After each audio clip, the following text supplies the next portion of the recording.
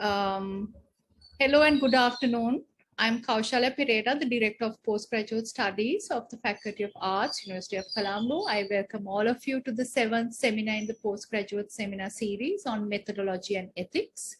This series is organized in collaboration with the Ethics Review Committee for Humanities and Social Sciences of the faculty. The seminar series aims to discuss various topics relating to research methodology and to ethics in relation to research. And while we have been focusing on addressing concerns that inform the questions that postgraduate students have, ethical issues that we have been discussing in this series are the matters that we come back to even as seasoned researchers. So in this series, up to now, we have discussed the Ethics Review Committee's role and the process of application. That's the first one. We have discussed ethical considerations of the most common data collection methods and with settings like qualitative and quantitative methods, surveys and interviews, researching the digital space, researching vulnerable populations like people with disabilities, captive populations like medical patients and students. These are all available in a playlist in the YouTube channel of the Faculty of Arts. What we have not discussed so far is what ethics is like when you're in the field. Of course, decades ago, maybe a field was a setting something different to where you would usually inhabit. A field that was not where you were, but where your participants were. It's where you went to, but that, of course, has changed. It's not always the case that your setting is different to where you are placed yourself. It can now be a digital space. And some researchers, including myself and the speakers and some of you who are here today, may be researching settings that you're already part of. The two speakers who will be our panelists today are both anthropologists and rights activists. They have researched and continue to research in settings that are both familiar and not, and working continuously in a setting where one is always involved with humans, people who are also participants of your research brings a whole host of ethical quandaries. And we will address two processes in particular, observations and interviews in your research setting, and also what happens in focus group discussions. We will start with Dr. Harini Amarasuriya and then have Professor Haniffa, who will join us a little later due to unavoidable circumstances. As usual, please save your questions. You can either add it to the chat at the time it occurs to you, and we will take it up at the time we address questions, or you can ask it at the time that we reserve for questions. Let me now introduce Dr. Harini Amarasuriya. We all know that she's currently serving as a member of parliament in the opposition, but today we've invited her here to speak about research ethics. Dr. Amarasuriya completed doctoral studies at the University of Edinburgh and was a senior lecturer at the Department of Social Studies at the Open University until mid-2019. She has served as a board member in several organizations, including the Law and Society Trust and NEST. Her research interests are youth, gender inequalities, child protection, and education. Her recent project is the Anthropology of Conscience, Human Rights and Ethics. It's a collaborative project with other researchers from the University of Edinburgh and National University of Singapore. The co-authored book, The Intimate Life of Dissent, is a product of this project. It's available for free download from the UCL Press. And Dr. Amarasuriya is at present also working on a monograph from her doctoral research on the probation services, and I believe we will hear about some of it today. Harini, the floor is now yours. You should be able to share the screen, share your screen as well. Thank you, Kaushi. I will not be sharing a presentation. Right. I am speaking very much based on my own experiences. And I thought I'll sort of do it more in terms of not with a formal slide presentation based thing, but more in a conversational style. So first, let me give you a bit of context about what I'm going to talk about. I am basically going to talk about my field work that I did for my postgraduate degree. The field work itself was carried out over a period of 1 year in 2009, 2010. And subsequently, I completed my PhD in 2011 after submitting the thesis. So I'm basing my talk today on the field work that I did for my postgraduate, for my PhD. So I chose to study service provision of frontline workers in the Department of Probation and Child Care Services. My interest was in trying to understand how frontline workers interpret and implement policy directives. My interest in this topic was inspired by the fact that I had worked previously in the child protection sector for various non-governmental organizations, and I was all constantly frustrated by the sort of gap that how I understood this at that time was as a gap between the sort of very lofty and very idealistic and ambitious policies that we formulated, and actually what happened when we tried to implement those policies. I had worked within the Department of Probation and Child Care Services also in the course of my work as a child rights practitioner, because of one of the organizations that I worked with placed me within the Department of Probation and Child Care Services to help them with training and policy development. So I was familiar with my field site. And I was also familiar with I was known to the people that I was actually going to do my field work with. And this is an issue that I talk about in the next, while I'm discussing some of the challenges that I faced in terms of sort of ethical fieldwork practice. So as you know, the Department of Probation and Child Care there's a national level Department of Probation and a provincial Department of provincial level Department of Probation and Child Care Services. And I chose a particular province in which to do my field work and each province has different probation units. These units are generally situated in close proximity to the local court system, because there's a very close relationship between probation department and the judiciary. So my field was within a court complex where in the probation and child care unit. So basically I was there for a period of 1 year. The probation unit itself consisted of 8 people, probation officers, what were known as development assistants, and administrative staff, including so for 1 year, I basically went to work with them every day. I would go into the probation unit and basically follow people around, or I would following people around in their field work, plus just sitting around in the office and participating in the work that went on. So now many of these people I had worked with earlier as well. They knew me.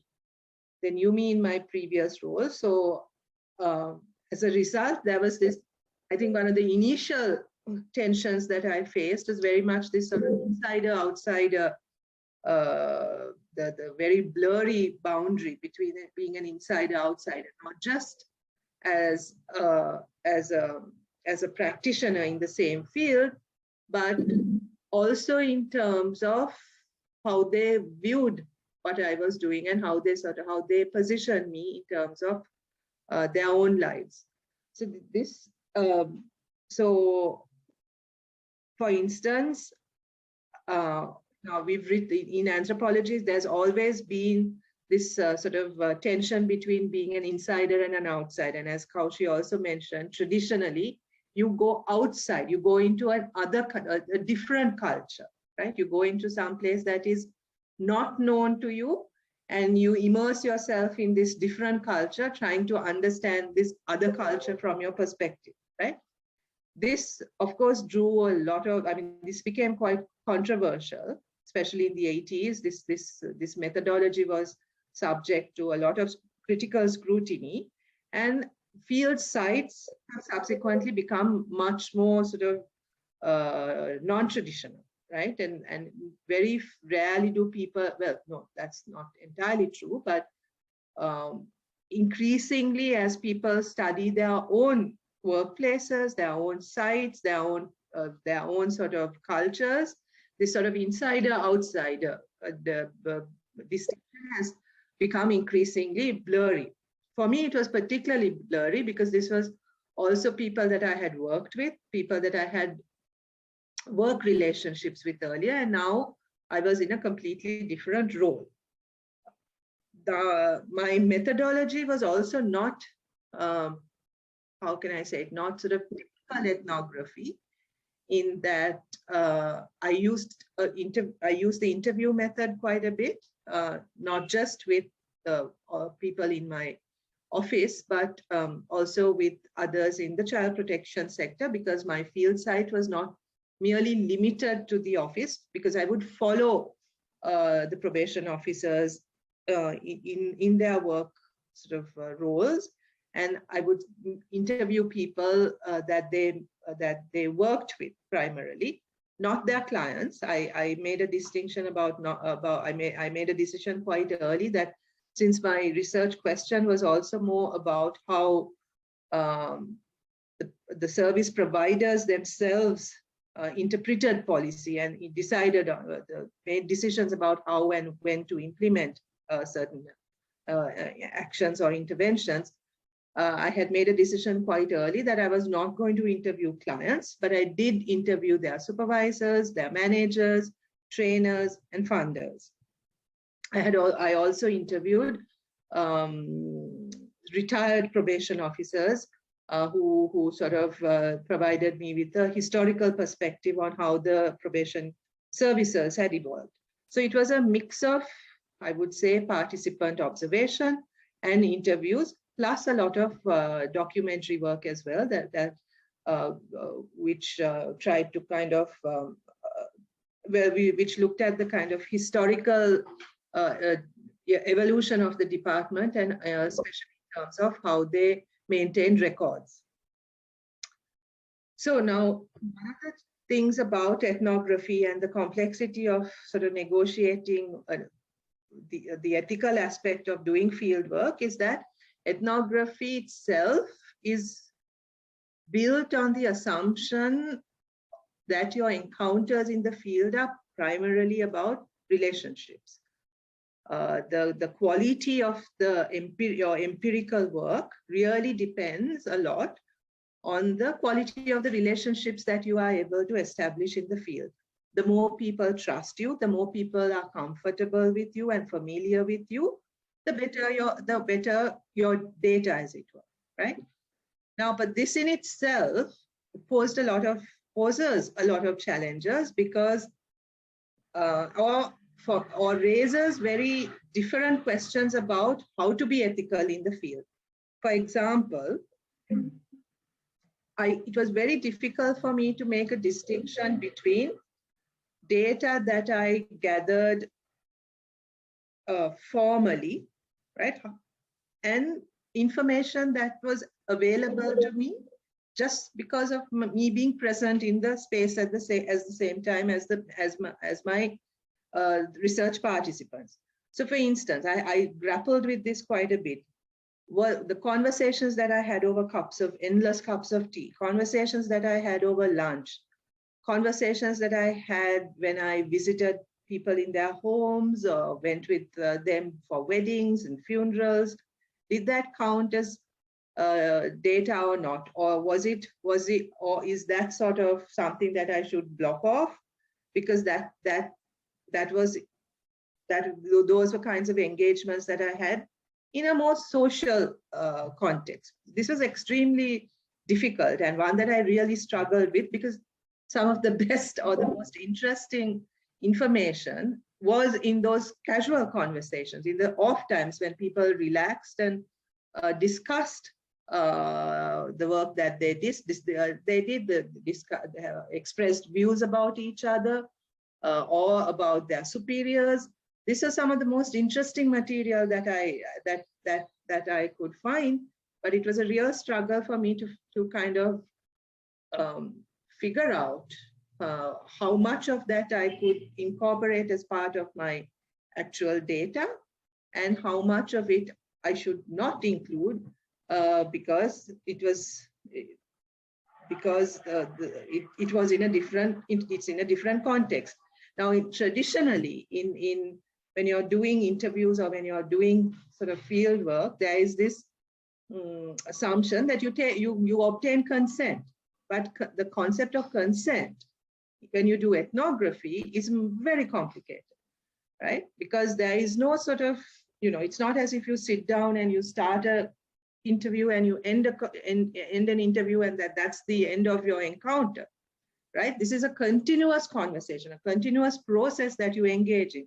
So it doesn't make sense at all that the idea of consent then becomes much more complicated, because it's not as if you can keep obtaining consent on a daily basis. You just assume that because you've been included in this space, because you've been accepted in this space, because you have gone through that formal sort of ethical, the guidelines that I had to go through as part of the sort of university procedure, and you've been given access to this place.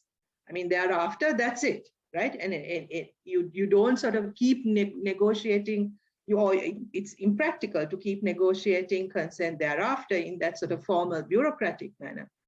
Yet, that is actually the real point of sort of the tension also in drawing or establishing which part of that interaction is actually obtained for your research purposes and which part of it is something that is part of the relationships that you develop with people. Of course, then also because you're engaged in this over a large period of time, one of the difficulties that I face was, obviously I had stronger links with certain people. I liked some of the people in that office more than I liked the others. I also started developing my own opinions about them. And how was I to then make sure that my personal likes and my dislikes didn't mean that I then lost my sort of objectivity, as it were, as a researcher as well, right? So these issues like being objective, obtaining consent, all of these things which we discuss in informal settings and in sort of as very sort of cut and dry, became much more complicated for me as it was something that I had to keep thinking about every day while I was doing my work. And much more importantly, and that's the point I really want to come to, was when I started actually writing up my research. Now, as ethnographers, one thing we do is record everything every day, right? So every day I would sit down after in the evenings or at night and and maintain my field diary. And I wrote copious field notes. I recorded everything. I recorded what people wore, what we ate, what the places I went to looked like. It was very descriptive. My own feelings, my own emotions, all of this I wrote up. So those were my field notes. That was my data. That was the stuff I worked with when I started writing up the study. And then this is, I think, as ethnographers, this is when I think the ethical issue or the ethical kind of tensions really start surfacing. Because at the end of the day, your role as an ethnographer is to interpret a particular situation, interpret a particular set of data, particular set of empirical material that you have. And that interpretation involves representing situations, people, and contexts in particular ways from a particular perspective. And this is, I think, when things became really difficult for me for several reasons. One was that there were expectations from my participants about how I would represent them, what I would write about, and how I would write about them and their work, right? For them, I was like how can I put it? I was like the one who was going to tell the truth about their lives and their work. You have to remember that the probation officers were somewhat low in the sort of bureaucratic hierarchy of the state system, right? Often at the sort of receiving end of lots of criticism from the public as well as from their superiors. And they often felt misunderstood. They often felt put upon. And they felt that my role was therefore to tell their version of their lives, right? Now, this was not necessarily how I saw my role, right? But I was very conscious of this expectation that they had of me. I was also very conscious of the fact that they would be, that I was also very conscious of not wanting to hurt their feelings in any way, right? Because I mean, when I sort of start analyzing them and I write something critical about a particular engagement, I would constantly have this voice in my head about what would X feel about what I'm writing, what would X feel about the way I am interpreting this situation, right? So this was one of the real struggles that I had about, you know, I mean, these are very human relationships also. You develop, you know, yeah, I mean, you like people, you respect these people that you're working with. And then when you start writing, you're sort of removing yourself from that, or you try to remove yourself from that social context and to sort of, you know, put on your kind of objective analytical researcher hat. And it's actually not as easy as it sounds on paper, and certainly not as the sort of forms that I had to submit to obtain ethical clearance before I started my research. So this was one of the major challenges that I had. The second one was also about managing another expectation about the research, and that was that, and this was something that I think I completely disappointed everybody that was part of this study, was that my research participants expected me to provide recommendations about how to fix the system. They felt that after all this time that I had spent with them, I would fully understand how the situation worked, and that I would be able to then come up with concrete recommendations that would resolve some of these issues. Of course, I didn't. In very sort of typical anthropological sense, my work was very analytical. It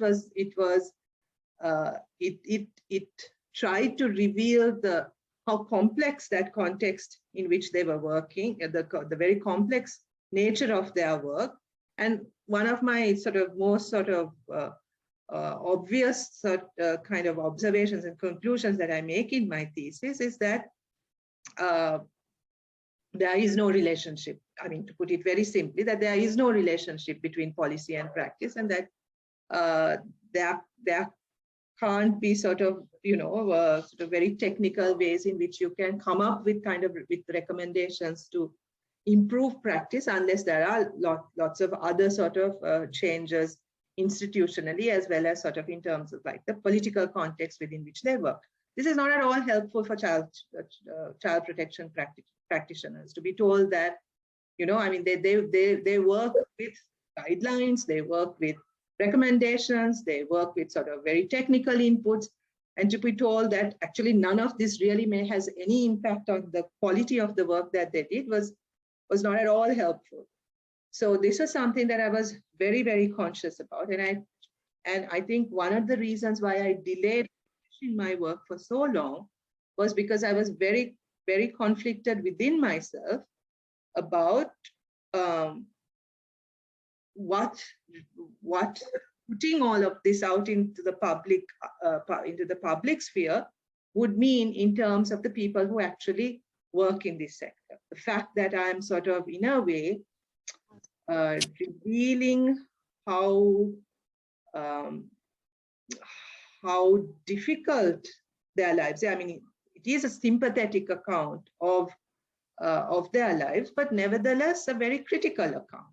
And I was very hesitant about putting this stuff out because I was very conscious of what this would mean in terms of the people who actually work in the sector.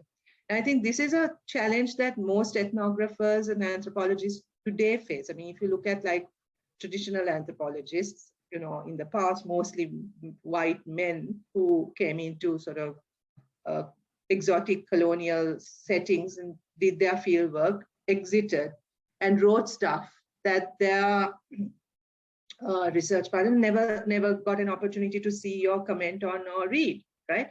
Whereas today, we are very conscious of the fact that the people that we do our field work with have access to the stuff that we write, will be able to read what we write and may also not like what we write, right? And what this actually would do to the relationships that you have established with them can cause quite a bit of concern and worry. And there have been instances where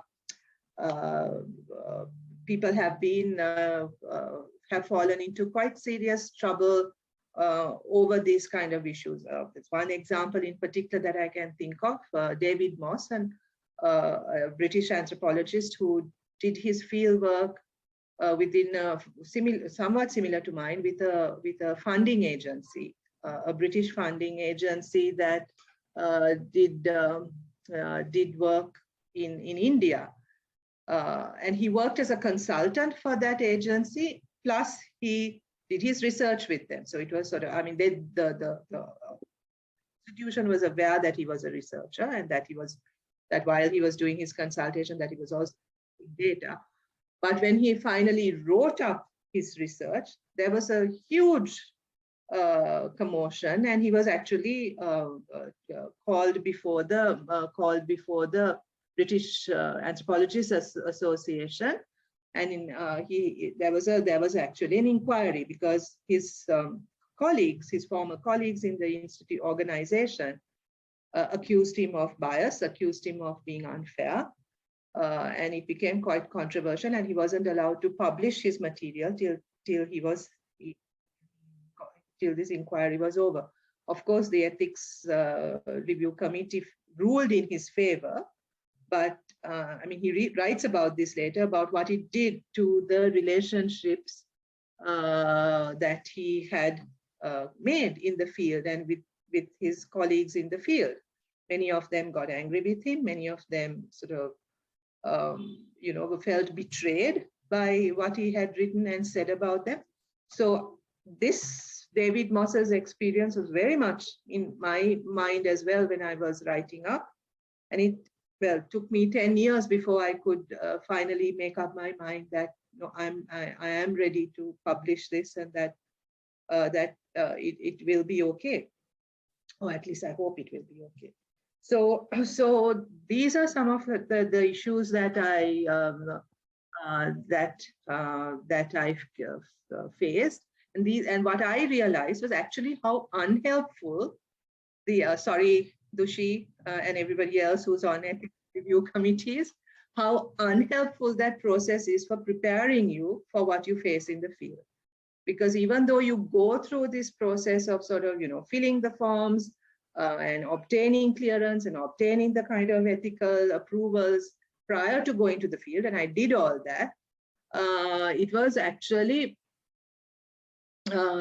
impossible for me to have anticipated the issues that I faced in the field. And when I faced them, none of those sort of forms that I filled were of any use to me in actually dealing with this issue. I think especially the process of writing up, where because the bureaucratic process assumes that once you've submitted the forms and you've obtained your clearance, you're clear, right? But actually for me, the challenges were really in the writing up process. And at that point, there is that the process that I underwent to obtain ethical clearance, that process hadn't prepared me for this at all, nor was it of any sort of use in terms of seeing whether whether the work I did was ethical or not. I mean, it was up to my, I guess, the examiners who would make that judgment. So one of the things, and this is something that we learned about in doing ethnography, is to be aware that we are part of an interpretive community, interpreting this empirical data, the construction of the empirical data in the writing up process, that is the critical kind of point at which we need to think about, right? And so the tools that we can use in terms of how we deal with that is to be very aware of the fact that ours is one particular interpretation of events, one particular interpretation of a particular situation, and to acknowledge that, and to allow for, to write in a way that allows for other interpretations. Also to write in a way that makes clear the basis on which you're making your interpretation, so that can also be discussed or be contested if necessary. So you never present, or you avoid presenting your work as sort of the authoritative interpretation of this event or this particular context. You kind of, you present it in a way that makes clear that this is an interpretation from a particular perspective based on these kinds of and you show how you arrived at that interpretation, so that your reader is also given the freedom to kind of also come to his or her own conclusion and his or her own interpretations about what you're discussing. So in closing, what I want to say was that I guess I think one of the single most important things in doing ethnography is to understand the sort of sociality of the kinds of research relationships that you establish, and that research is also primarily a social encounter. And at the end of the day, how you deal with those social encounters, not just as a researcher, but just as a human being who's part of those social encounters, is really what makes your work ethical or not. So maybe I'll stop there, and I'm happy to answer any questions that might come about later on. Thank you. Oh, Harini, that was really lovely to listen to. I think it's the first time I'm hearing you talk about your doctoral research experiences, and I particularly like some of the points that you raised, which is, how do you negotiate those boundaries as researcher versus the closeness, the intimacy that that starts happening when you start working, researching, staying in a setting, right? And also, of course, the role of the ethics review committees. Our own committee is very reflective about our limits and whether those are possible to be stretched or not, capacities, etc. And I do know that the writing, I fully agree with you. I'm sure many researchers will agree. The writing part, there aren't really any places where you can get help from except peers. And maybe it's time we actually explicitly started talking about writing ethically, and that's certainly something we can start discussing. We now turn to, I'm going to first invite Dr. Farzana, Professor Farzana, Haniffa to speak, and then we will take questions together because I'm sure there will be overlap in some of the things that we discuss. A reminder to our participants that you can add your questions to the chat box and we will take it up when we have the Q&A. Professor Farzana Haniffa is our next speaker. Thank you for joining us despite certain constraints. She's currently professor and head of the Department of Sociology of this faculty. Professor Haniffa obtained her PhD in anthropology from Columbia University, New York. Her research and activist interests have concentrated on the social and political history of Muslim communities and on gender politics in Sri Lanka. And she has also published in related areas of social and political history of Muslims, on gender politics and the anti-Muslim movement in Sri Lanka. She serves on the Management Council of the Social Scientists Association, the Board of Directors of the Law and Society Trust, and is also a trustee of the Neelan Tiruchelvam Trust in Sri Lanka. She has had a number of fellowships, and most recently, she has been a visiting fellow at the Center for South Asian Studies at the University of Cambridge. Professor Haniffa will talk about ethical considerations when conducting focus group discussions. Another matter that is very different to doing what we usually call qualitative interviews, but which is not often discussed at length in methodological courses or texts either. Farah, over to you. Okay, thank you so much, Kaushi. You want to share slides, or will you just present? No, I won't, because you know, we didn't have power for all this time. Right. And it just came on. Okay. So I'm a little bit, I don't want to sort of stop everything and, you know, start my computer and find things and all of that. So I'll just talk. Right.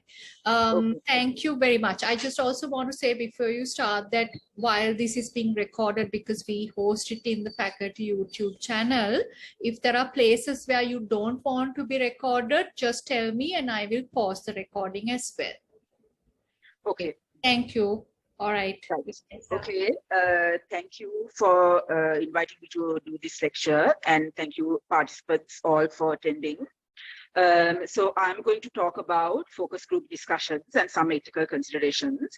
I'm going to give you a sort of a normative overview in the sense, you know, what are the sort of the accepted rules and practices with regards to focus group discussions. And maybe at the end, I will draw on some of my own experiences, but I am not particularly talking from a perspective of my experiences, but on what is considered to be sort of like accepted methods to do focus group interviews, especially sort of thinking about ethical consideration in focus group interviews, right? So now I'm assuming that you all know how to do a focus group interview. Basically, it's a sort of a conversation that you have with a group of persons who have been chosen for some kind of a sort of a, because they have some kind of a common interest or a part of a common experience that you want to know more about. Now, focus group interviews have also been talked about a lot in relation to doing market research, right? I mean, if you are looking for, you know, I mean, I was doing a little bit of research, you know, before I talked to you all, and there are all these examples of, you know, people trying to find out, you know, people's interests about toothpaste and things like that, right? Also using focus groups to do that. And some of the sort of like the methods that they use for focus groups in those kinds of discussions are not really relevant to us. So when you're also like doing research for some tips as to how to do focus groups, just be a bit aware of that. Okay. Now, one thing that I saw them saying is that, you know, a focus group is consisted of people who are similar in terms of like social and economic background, but don't know each other, right? That would be the ideal focus group sort of composition, right? But I think in the kind of research that we do, that would probably be a bit impossible. So that is something to sort of think about. Now, a focus group, therefore, would usually be people who have some kind of a similarity of experience or a similarity of interest in an issue that you will bring together. Now, in the composition of the focus group, one thing that one needs to be aware of is that a focus group or the results that are generated from a focus group emerge from the conversation between the members of the focus group and the moderator, right? So the content of the focus group that you will use is the content of the conversation. Okay, so as in any other conversation, there are lots of power dynamics that will play out when you're in a focus group. For instance, like if there is a boss and workers in the same focus group, then the power dynamic about there being the boss and the workers will absolutely play out. In the same way, like if you have a teacher and students in the same focus group, again, the teacher will have power and the students will defer to what the teacher says within the focus group. So if you want to have a sort of a free-flowing focus group where people will feel freer to talk about the issue that you are addressing, then you have to, of course, make sure that the people within the focus group feel comfortable to speak about the issue in a way that is not constrained by the power relationships of the people there, right? So, so that is something that is important. Now, that is important not just in terms of the productiveness of the discussion, but will also be important in terms of the sort of other kinds of ethical considerations. Now, let me just shift to some other ethical considerations. Now, I am basing this particular section of the discussion on this article, which I will give it to Kaushi, and we can share with you, which was Focus Group Methodology, Some Ethical Challenges by Julius Singh and Jackie Waterfield, published in 2019 in the journal Quality and Quantity. Okay, right. Now, in terms of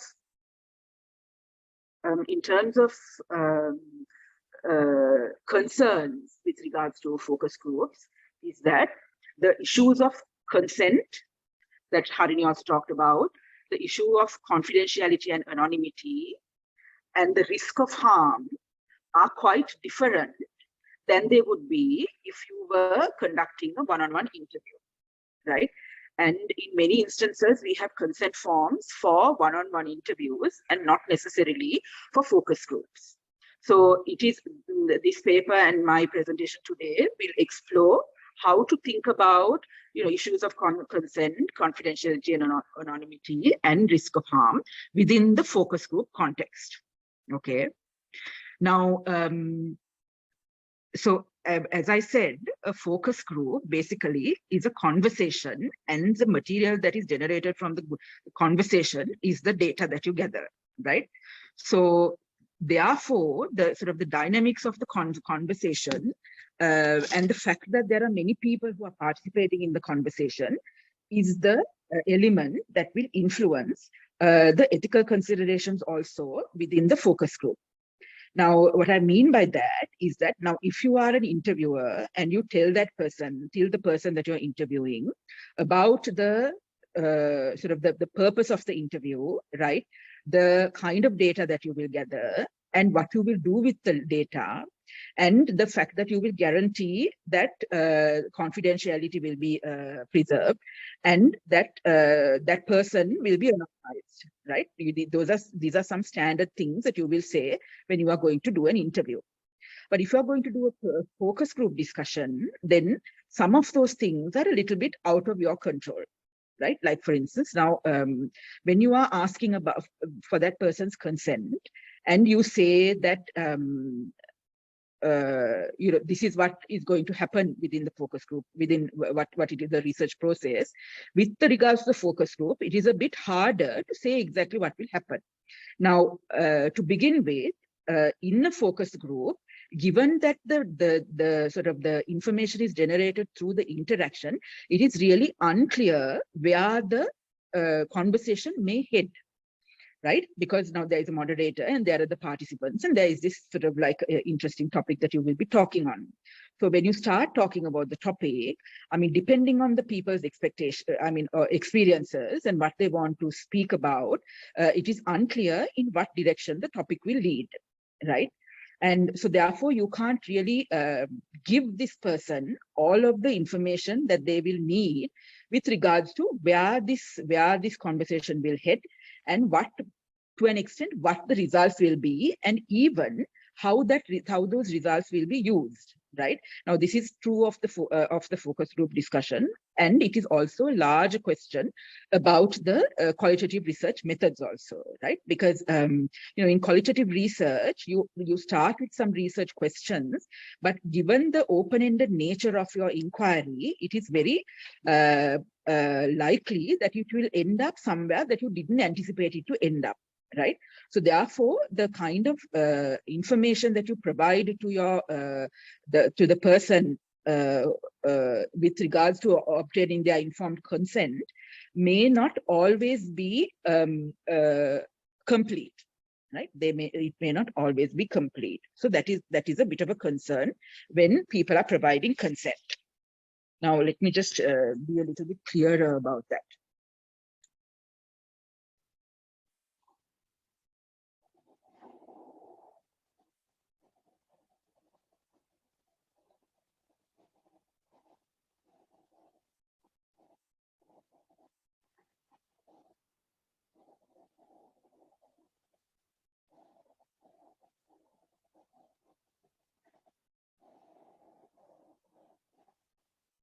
Okay.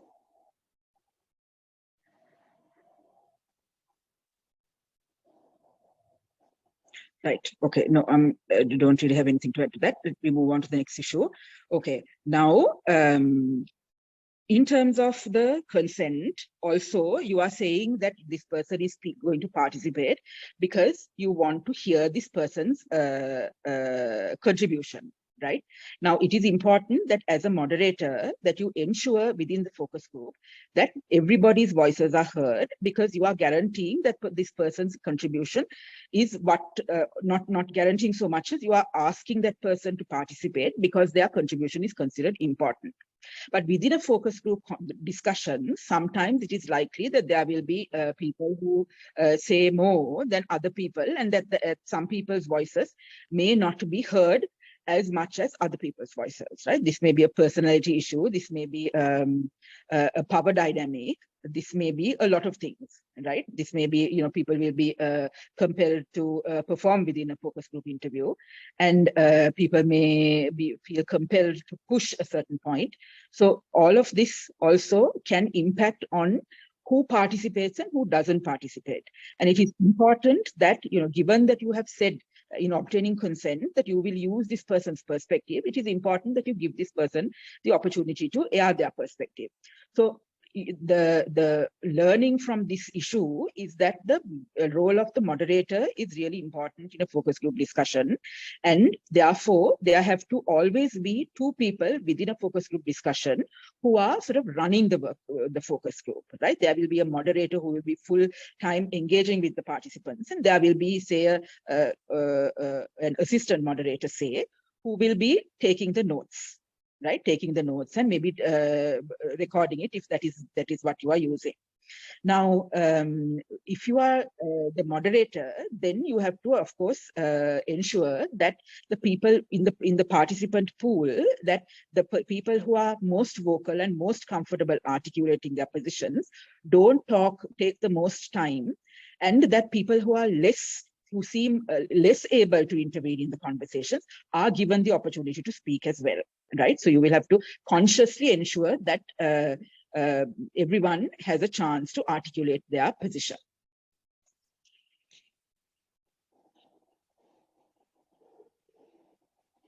Okay.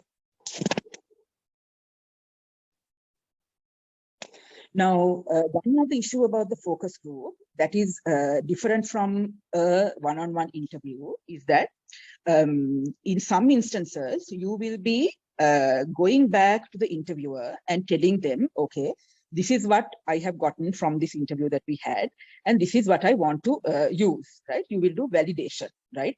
Now, in a focus group context, validation is harder to do, because what you will be doing is that you will be taking the entire script and sharing the entire script with each person in the focus group. And this may not actually be what is expected or part of the expectations that the focus group participants share. Right? And I think this issue of managing expectations is also really crucial within a focus group discussion, because it is very important that you make clear that what the focus group will do, right? Because there are certain instances where people expect that if you are going to talk about an issue, right, especially an issue that has impacted them, that you might also be discussing possible resolutions of the issue. What is the answer to the problem that you are discussing, right? And it is very important that you make clear to your participants that that is not the nature of the FGD, but that is, it's a discussion of the issue and not necessarily the forum to bring about a solution to the issue. Okay. Now, in terms of consent, another issue that will be important in FGDs to consider and to inform people when they're giving consent is that now in interviews, we tell people that if you are uncomfortable, you can leave, right? Or you can stop the interview and you can withdraw your consent. Then also there is the possibility that when you are in a conversation, that if it is if like the conversation is going in a direction that you don't like, you will be able to intervene and redirect it, right? As the person being asked the question, you will have that power to do. But within a focus group discussion, that is not always easy to do. Right? One is that withdrawing from a sort of a collective sort of group endeavor is not always easy, and there are more stakes at play there, right? I mean, if somebody is moving out of a group situation, then somebody usually has to provide an explanation. So it is not as easy to step away without giving a reason, as one says that a research participant can do. That is not always easy for a person to do because it's a social situation, right? And so for that, the researcher needs to take that into consideration, the fact that it's a social situation, and be clear when you are obtaining consent that this will be a constraint that the person may have to feel, right? So then there is also this issue where, if there are some people who might feel distressed by the way the conversation is going, there might be other people who find it important to talk about it in that way, right? So another issue that is very important in the FGD, and another reason why the moderator's role is so crucial, is that the moderator has to take the responsibility to balance this off, right? I mean, if you're talking about a sensitive issue and there is a likelihood that somebody who is participating in the focus group is getting distressed by that issue, right?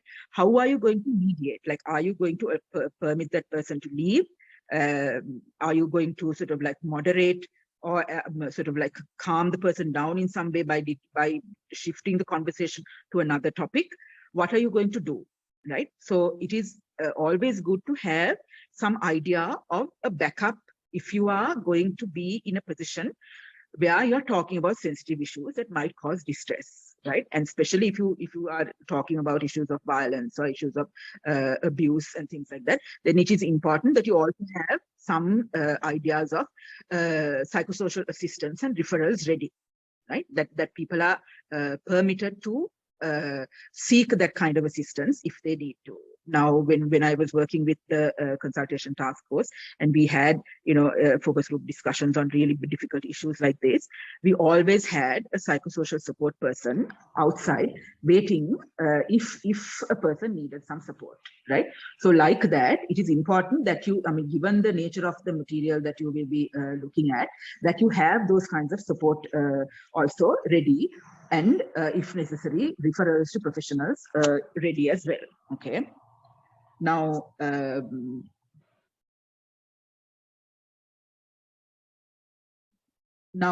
other thing also is that in the use of material that is generated in a maybe a stressful focus group discussion situation, how are you going to be responsible to all of the members present with regards to the material that is generated?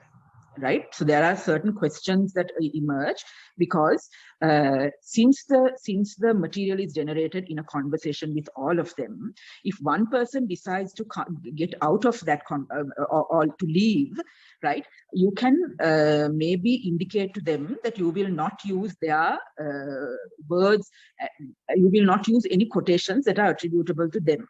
Right, but it might be difficult and it might be a hard decision that you will have to make, whether you will consider that entire focus group discussion invalid, because of this person's departure, right? Because you have already told the other people that you will validate their experience, right, in the participation of the focus group. Now, how are you going to deal with it if one person wants to leave? So that will be a particular ethical dilemma that you will have to sort out, given the sort of the importance of your research, given the importance of this person's experience, and the kind of harm that this person might experience if you were to go ahead with your work, right, with using the content of that focus group. So that is something that you will have to decide. And of course, I think a rule of thumb is to cause as little harm as possible to the people who have consented to participate with you, right? Now, one other issue also is that when you have promised this person, like any individual person, that you will be anonymizing the information, and you will be not disclosing their names, there is this there is a term like something like deductive disclosure, okay, which is that there might be certain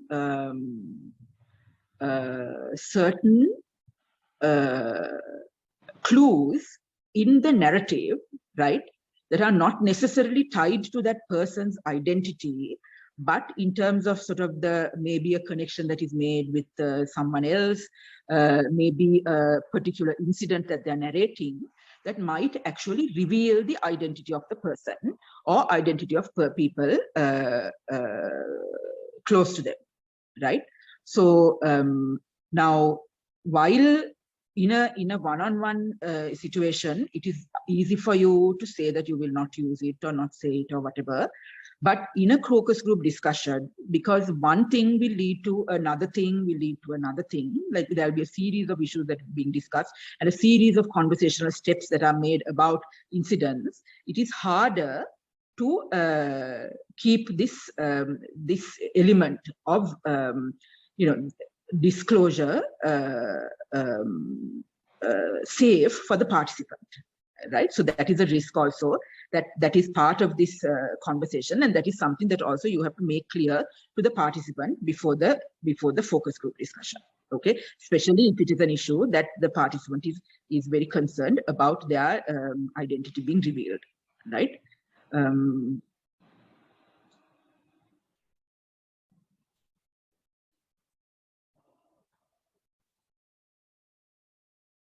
Now, in conversations where you are talking to people who know each other, there are a variety of risks, right? There are a variety of risks in terms of confidentiality also, because if it is people who know each other outside of the context of the FGD, there are issues of the interaction between them that will also impact the FGD, and some of the information that is brought into the FGD will also be information about their relationships outside of the FGD, right?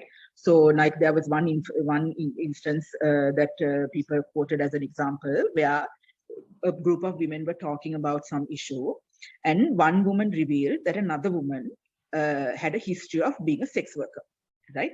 So it is not necessarily something that the woman herself would have liked to have they had disclosed in that conversation, but it gets disclosed because they know each other, right? So now in this kind of context, it is hard for the researcher to prevent that from happening, but also it is important that the researcher or the moderator manage this carefully so that it doesn't escalate if such a thing can happen, okay? But the other thing also, the risk of this is also, and you have to be aware and you have to inform the participant that this may impact these people's relationships in the future, right? That is very important. Now, the FGD in general is supposed to be a context within which a moderator brings out the thinking of the participants in a very supportive and a very validating environment, right? It is an environment in which the people's experience is considered to be important, and what they have to say is considered to be important, and thereby it's a space that gives them the support to talk about things that may not necessarily be supported outside of the FGD, right? So it has to be understood as a supportive environment. But within that supportive environment, there are certain things that may not be permissible. Like, for instance, if you find somebody who is saying something that is, say, racist in nature, right? So you have to be aware that if you don't intervene, then that can be taken as complicity, right? And how will that be reflected in the work that you do? Okay, how will you write that up, in some sense, is a question. Then there is also the manner in which some people, now there was this example of, say, doing research on sexuality, right? And talking about certain practices that are unsafe, right? As being safe. So now, if that is the case, then there is a responsibility to intervene and make clear to everyone participating that this fact that was stated as a fact was not actually the case, right? There is that responsibility, but it's something that you will have to negotiate. The other thing also in these conversations is that now, there are lots of distressing issues that also can be talked about, or that you will have to manage as a moderator. But in the discussion of distressing and difficult issues, you can go either of two ways. One is that you can put some ground rules and say these are the ways in which we talk about difficult issues. Or another thing that you can say is that part of your ground rules is you won't discuss these issues. Like, for instance, you're talking about sexual and reproductive health, but you will not talk about egregious abuse in relation to that. Now, the problem with that is that sometimes in that issue of that you're talking about, the difficult issue is very important, and it is the issue that will probably be the most powerful in terms of a discussion when you are writing up, right? So it is, and also the other more important factor is that this kind of conversation that you're having is also working to endorse, right, certain sort of norms that are available in society, right? So your intervention is not innocent, right? The way in which you go and sort of like present the issue and the way in which you permit people to talk about the issue is constructive, right? It has an impact, it has consequences, and it is either validating or not validating the way in which an issue is being talked about, right? So you have to also be conscious about that, and it is important that as much as possible that we engaging in social research from a sort of a progressive perspective, we are sensitive to pushing the most progressive perspective on an issue. Of course, this is what we consider to be progressive, but from your perspective, what is considered permissible and what you consider to be your responsibility to state, you need to be fully responsible for it, right? So if you are asking the difficult questions, then what I said earlier in terms of providing support and all of that is important. But also be aware of the fact that there is a normative element in what you do as well, okay?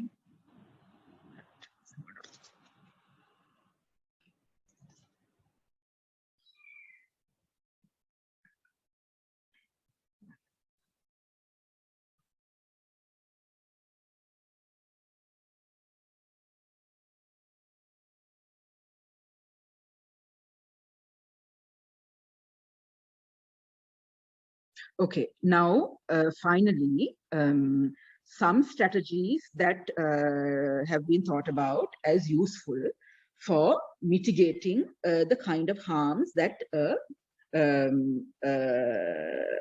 focus group discussion may potentially bring about for a participant, right?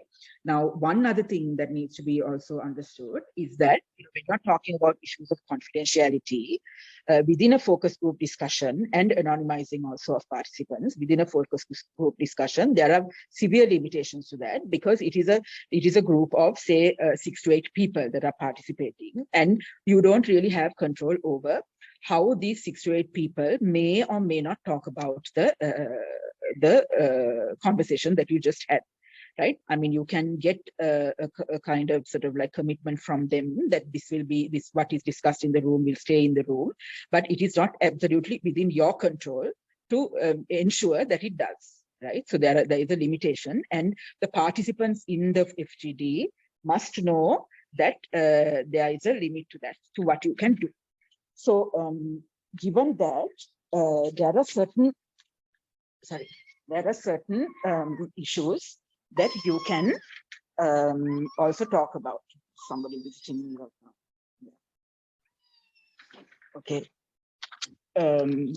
So now the issues that are being talked, or the sort of the way in which one organizes oneself with regards to a focus group discussion and the concerns that might arise is like this. Now, first, when you are talking about consent, then you have to make it clear that the consent with regards to a focus group discussion is quite different from consent with regards to a one-on-one interview, right? Then when you are, so all of the risks need to be made clear, especially the fact that there are certain risks that is difficult for the researcher to mitigate, right? That there are certain issues that are outside of the researcher's control, okay? That really needs to be made clear.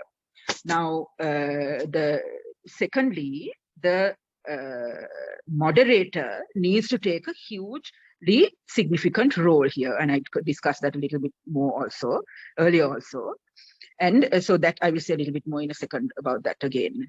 Now, now in addition to sort of a point at which you do plan a focus group and get the people to participate and you get their consent, have another briefing right before the meeting starts, where these issues and the ground rules are laid out, and again, consent is provided, or an opportunity to consent or to withdraw consent is provided, right?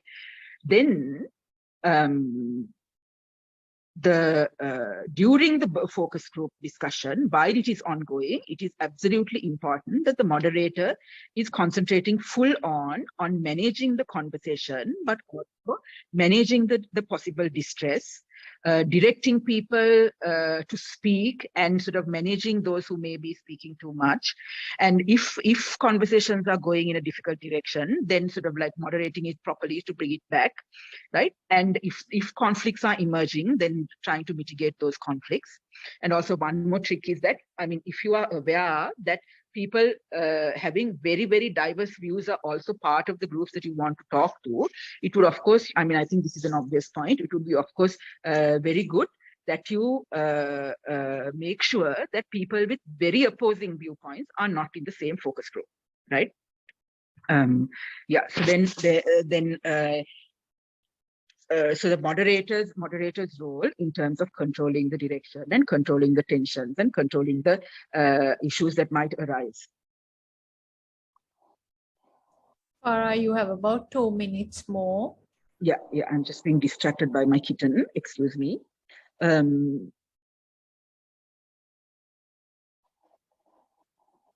Okay, so the last point to say is that the debrief at the end of the focus group is also as important, in the sense that you do a conversation about what it is that you discussed, right? You do a summary, and if anybody wants to add or to take away or to contradict something that was said, then an opportunity is given, right? If you follow that, then it is said that you will have a fairly okay, ethically sound process, right?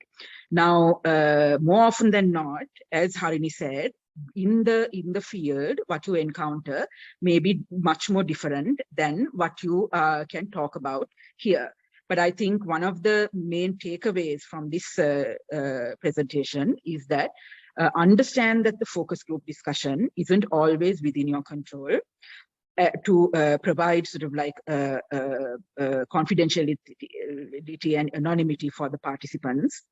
Understand that the direction in which the focus group could go is also not within your control, because it is generated by a group of people, right?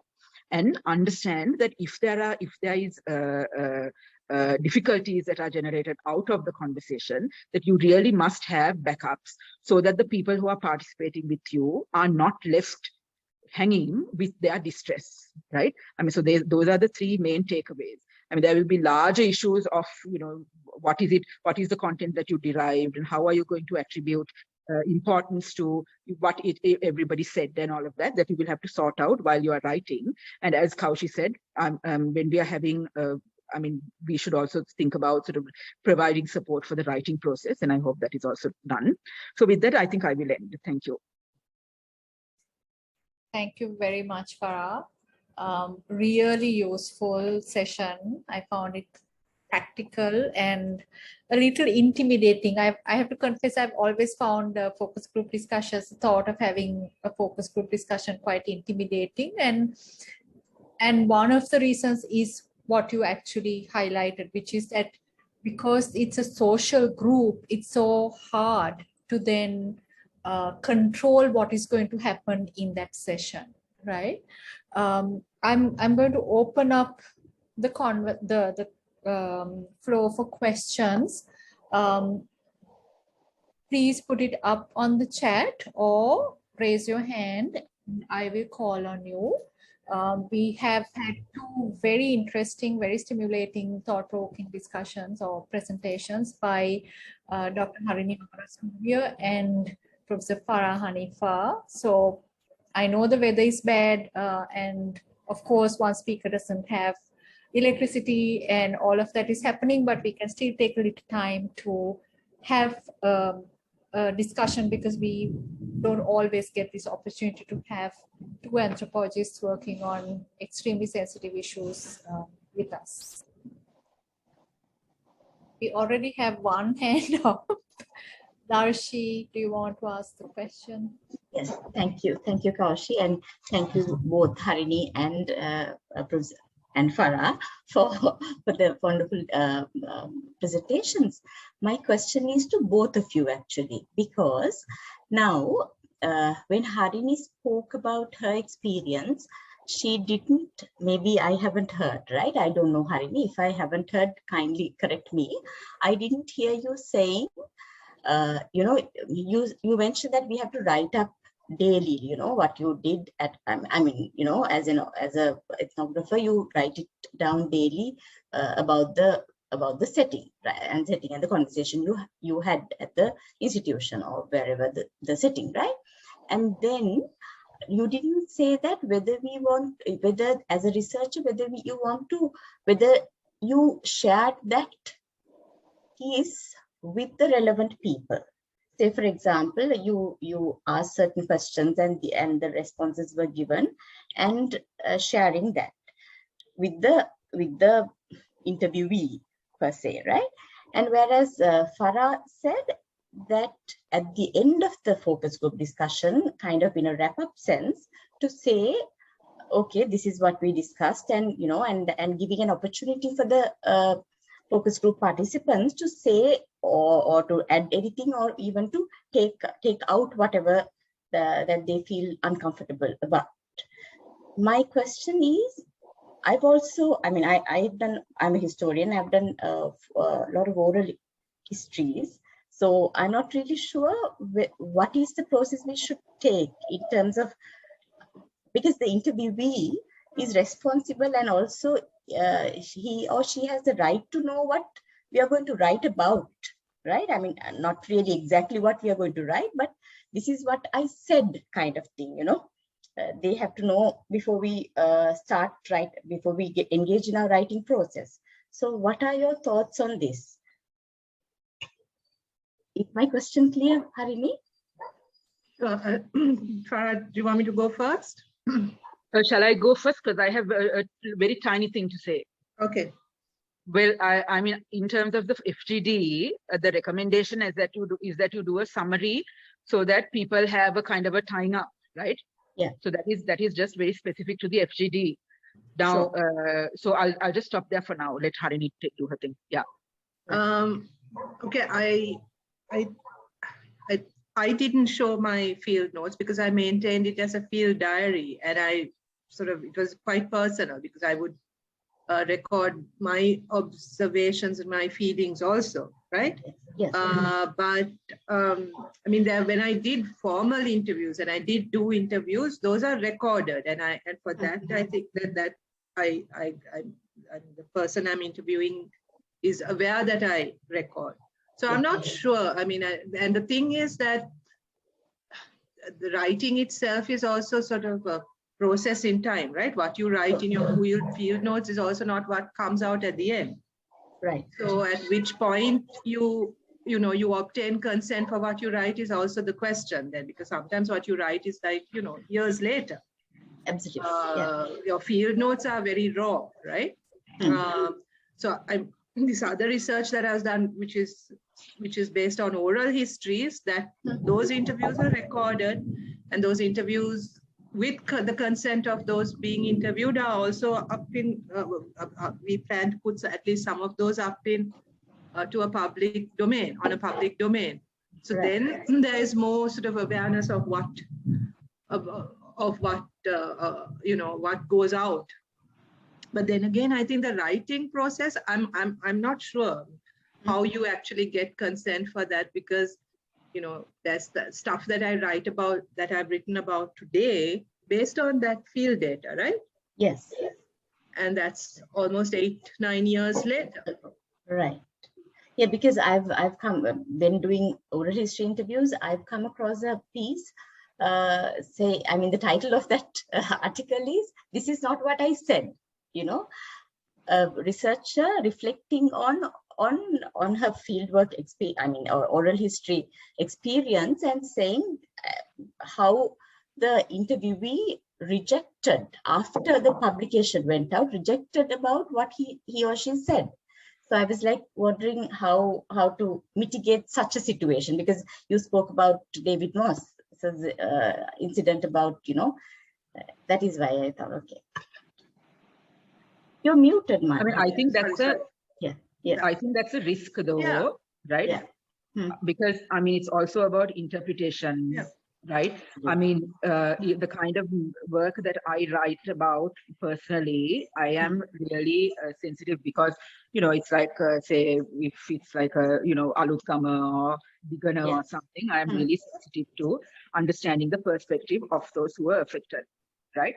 So that is what I want to portray. And so I take on a responsibility, but that doesn't necessarily mean that I fulfill it to the, to the expectation of the person who gets the information, right?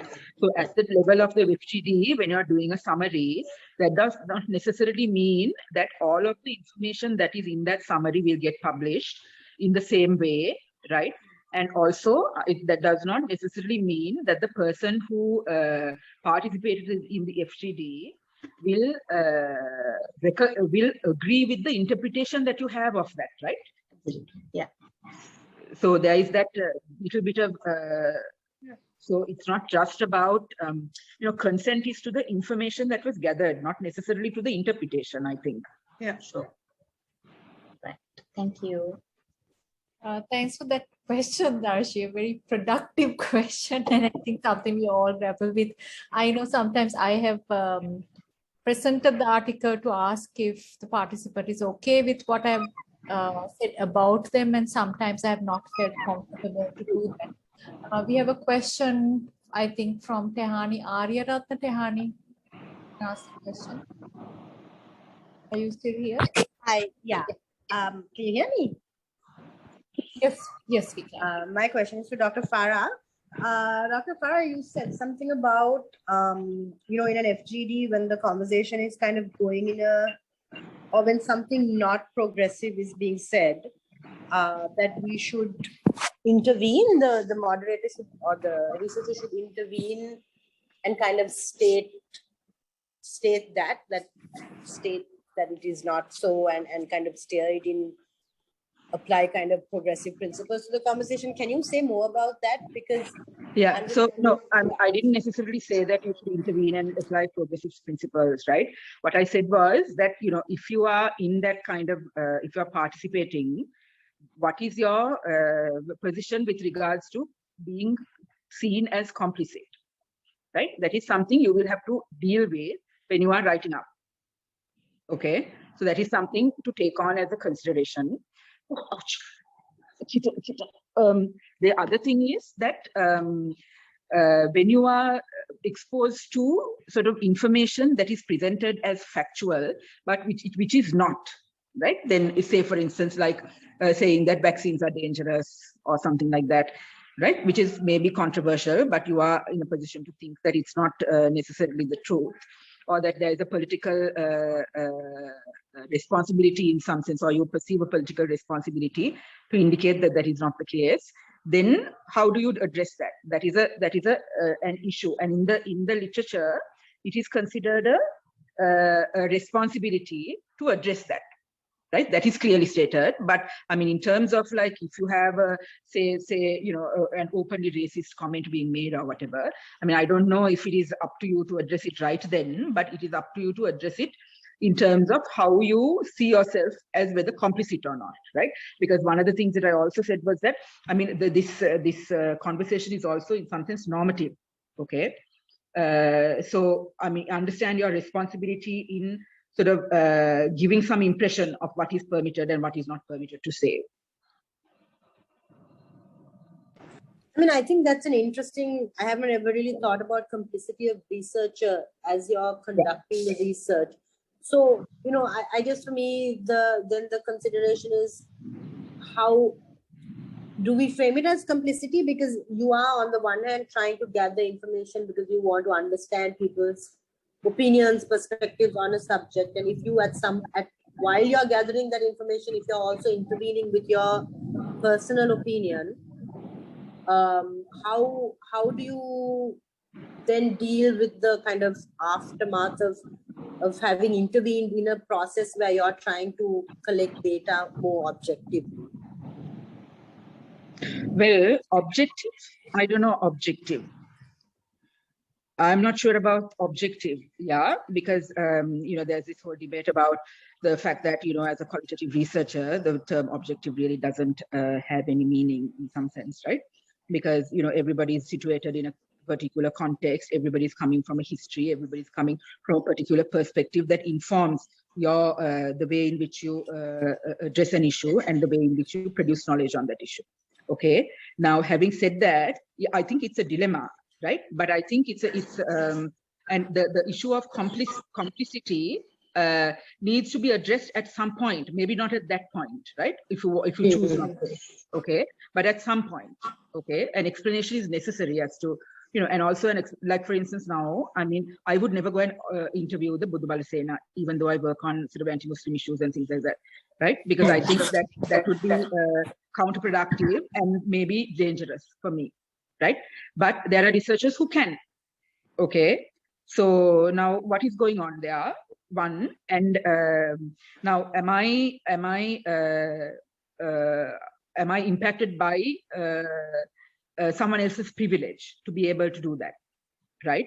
Or am I less of a researcher because I only produce knowledge based on the literature that they put out and not somehow through, say, a conversation with the man himself, right? So, so there are issues like that, okay, that I think need to be addressed at some point. And I think it is up to the researcher as to where they address it. I mean, I'm not necessarily a proponent of someone going and talking to somebody like that and telling them that they're wrong, right? I mean, that seems a bit silly for me to do, and I wouldn't advocate that. But you know, the power relations that make that possible, right? I think are significant. I think are significant to the conversation. Okay, and if I can just ask one follow-up, in terms of addressing power relations within either a one-on-one interview like a KPI or an FGD, what are some of, I don't know, what are maybe some tools or some like tips and tricks of how you've kind of engaged with that dynamic, particularly if it's a class dynamic or possibly a dynamic? How do you address that? So, so what is generally advised is that you're very conscious about the composition of your focus group.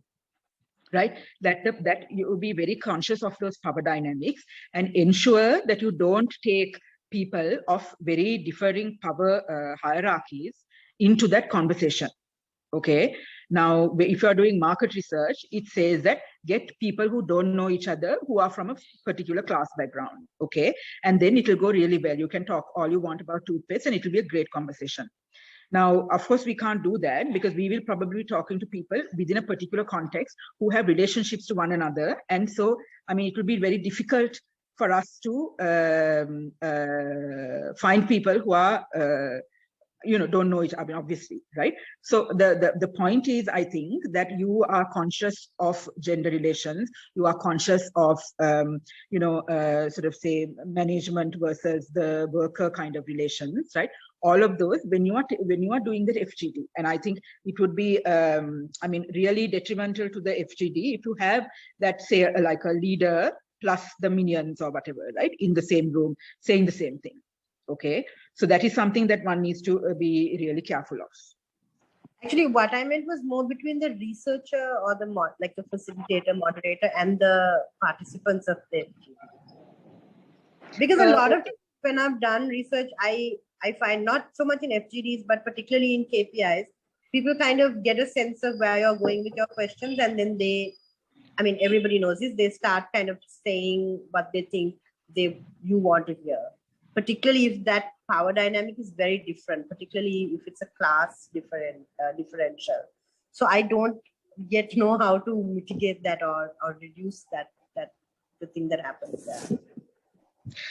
Well, this is going outside of our conversation about FGDs, but I'll just tell you, usually in those conversations, when I have them, if I have a particular set of questions that I want answered, I will ask them, but I will also let them say what they want to say, because I think there is a story that they're trying to say always, right? And not necessarily, but maybe they're telling you what you want to hear, but they are sort of like composing that story in a particular kind of way. And I always feel like that has been productive for me. Just kind of letting people tell their story. Thank you, Farah. Is there any other question? Does anyone want to ask? Okay. Prof. Dushyant Mendis. Thank you. Yes, thank you, Kaushi. Mine is not a question, it's actually a comment, and it's in response to something that Dr. Harini Amarasuriya said about when she actually went into the field and started doing her research, and also while writing up that whatever ethical protocols that she may have got guidelines for from an ethics review committee was not really helpful. And I'd like to say that I completely agree with you, Harini, and thank you very much for that very honest declaration, as it were. And what I'd like to say is that I don't know if any ethics review committee can give everybody who does research out there in the field guidelines that will suit every purpose, because every situation is different, every incident that you encounter is different, and this is true from both your presentations, which were wonderful presentations, by the way. So whether you're doing an FGD or whether you're doing a participant observation, there's always something that is unanticipated.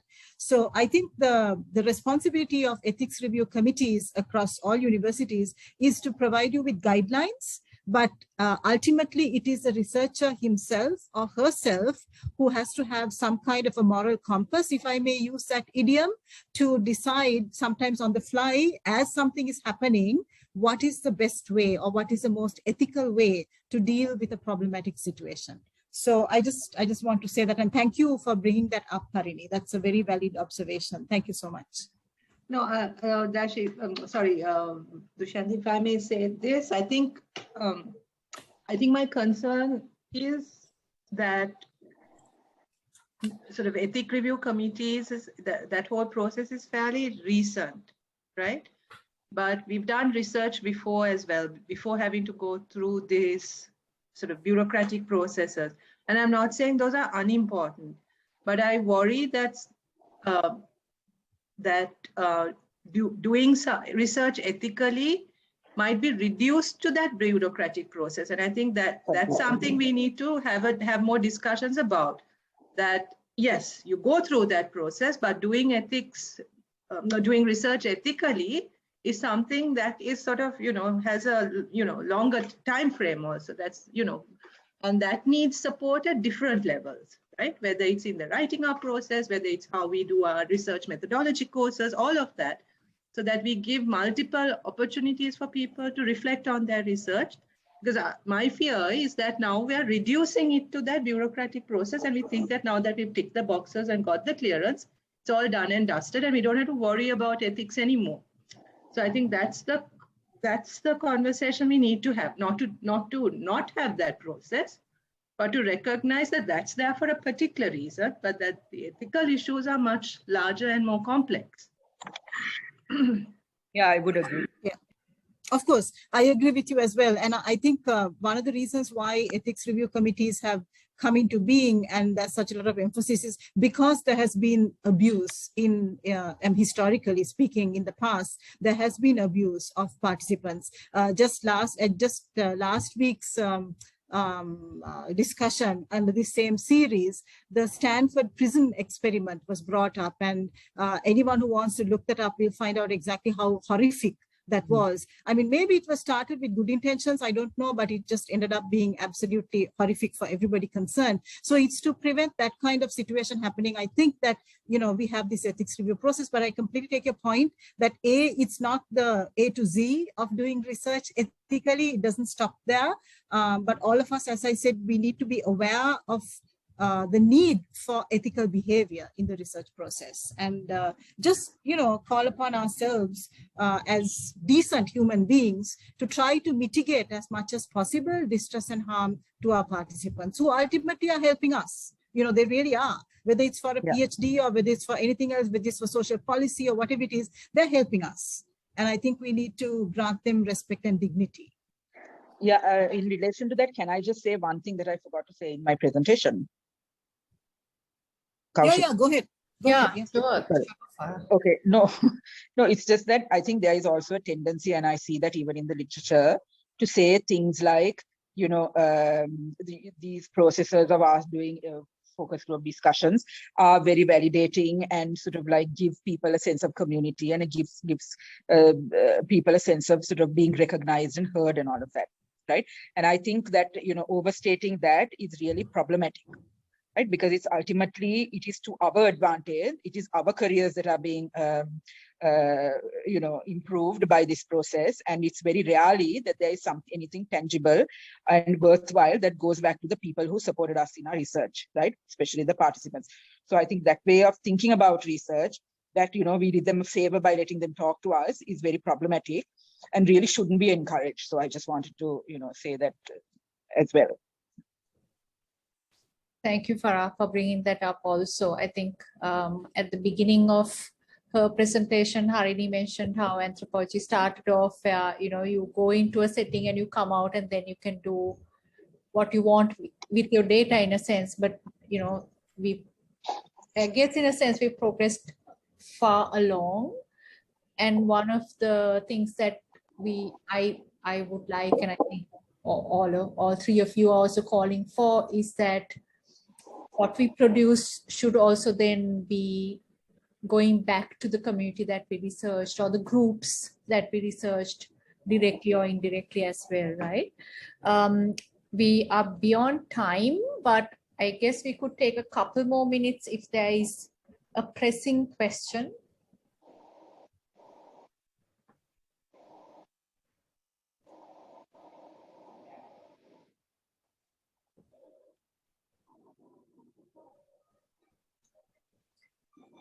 I guess not. So I'm just going to wrap up now. Thank you both of you. It was a really engaging, interesting conversation, the kind of conversations that we wish we could have personally, but that we can't because of pandemic, I guess. So thank you everyone for being here on a Saturday afternoon with very bad weather. I'm sure we all have other things to do, but this was such a lovely conversation, I have to say. The recording will be added to the YouTube playlist, hopefully within a couple of weeks. So keep an eye on that, and I will also circulate it. A big thank you to the panelists, of course, for sharing work and thoughts, but also thank you to the Ethics Review Committee of the Faculty of Arts for working with me to bring these ethics-related discussions to the fore. This is our 7th seminar and the last one for this year. So thank you to people who have been with us throughout this process, and have a good weekend.